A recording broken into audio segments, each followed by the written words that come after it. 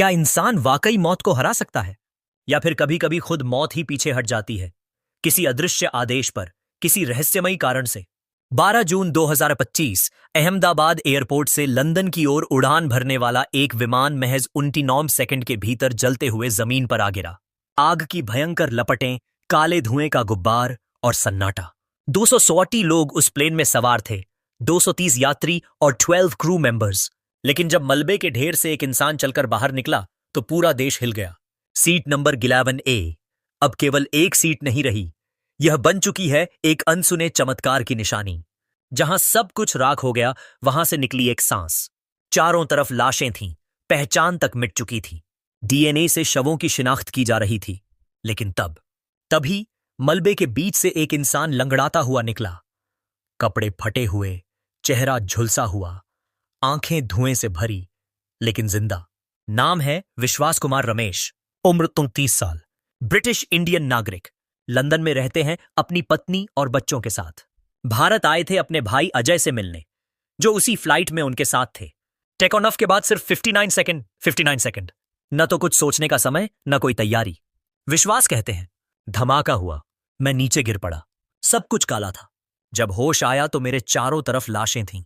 मुझे नहीं पता मैं कैसे बाहर आया, बस याद है कि मैं चल रहा था। सीट 11A, एक संयोग या कोई संकेत? 11A, खिड़की के पास की सीट, ठीक इमरजेंसी एग्जिट के पास।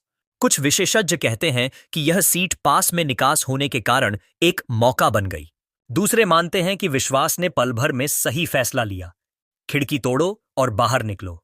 मनोवैज्ञानिक कहते हैं कि आपातकाल में ज्यादातर लोग फ्रीज हो जाते हैं, लेकिन कुछ लोग 1% तुरंत एक्टिव मोड में चले जाते हैं। विश्वास शायद उन्हीं में से थे। शारीरिक फिटनेस, मानसिक फुर्ती, तेज रिएक्शन, सब कुछ सही समय पर काम कर गया। लेकिन अगर धमाका 1 सेकंड पहले होता, अगर आग कुछ सेंटीमीटर और फैलती, तो शायद विश्वास भी नहीं बचते। फिर क्या यह महज किस्मत थी? 240 में से सिर्फ एक इंसान बचा। क्यों? हर कोई यही सोच रहा है। क्या इस हादसे में कोई ईश्वरीय हस्तक्षेप था? क्या किसी ने ऊपर से कहा, अभी नहीं, इसे अभी और जीना है? कभी कभी कुछ कहानियां होती हैं जो तथ्यों से परे होती हैं। यह भी वैसी ही एक कहानी है। चमत्कार अधूरा है।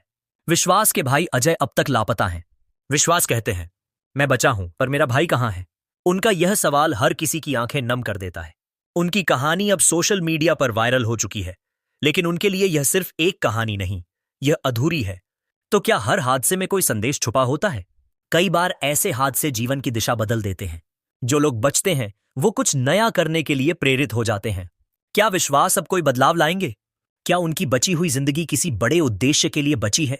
यह सवाल हमारे साथ भी जुड़ता है। क्या हम अपनी जिंदगी को वैसे ही जी रहे हैं जैसे जीनी चाहिए? यह हादसा इतिहास में दर्ज रहेगा।